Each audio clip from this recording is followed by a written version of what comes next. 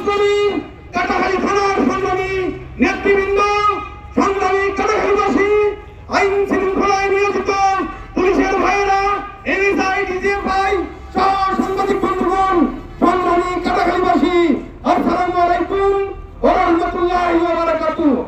সংগ্রামী কাটাখালীবাসী, আপনারা নিশ্চয় অবগত হয়েছেন আগামী 18 জানুয়ারি রোজ শনিবার সকাল 9টা থেকে ঐতিহাসিক মাদ্রাসা ময়দানে বাংলাদেশ জামাত ইসলামীর উদ্যোগে এক বিশাল কর্মী সমাবেশ।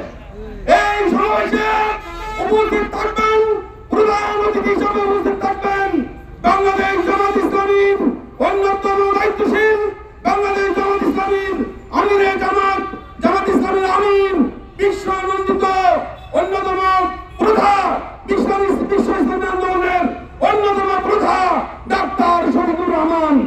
আরো থাকবেন বিশিষ্ট ইসলামী চিন্তাবিদ, বাংলাদেশ জামাত ইসলামীর সহকারী সেক্রেটারি জেনারেল জনাব রফিকুল ইসলাম খান, জনাব নুরুল ইসলাম বুলবুল সহ উক্ত অনুষ্ঠানে সভাপতিত্ব করবেন বাংলাদেশ জামাত ইসলামীর সংগ্রামী আমির, রাজশাহী মহানগরীর সংগ্রামী আমির জননেতা জনাব ডক্টর কেরামত আলী।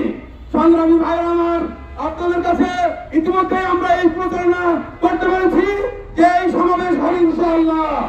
এই সমাবেশের জন্য আমাদের সার্বিক প্রস্তুতি সম্পন্ন। সংগ্রামী ভাইরা আমার, কাটাখালী থেকে সেই সমাবেশে জনশক্তি যাওয়ার জন্য আমরা বাস ঠিক করেছি।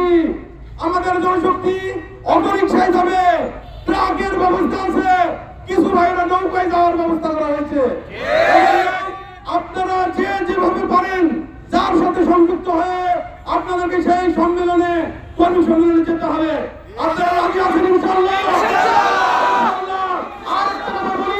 যদি গাড়িতে জায়গা না পান, কোন গাড়ি পাশে যদি জায়গা না পান, অটোরিকশা না থাকে, তাহলে কি বাড়িতে বসে থাকবেন? আপনাদেরকে পায়ে হেঁটে হলেও ওই সম্মেলনে যেতে হবে।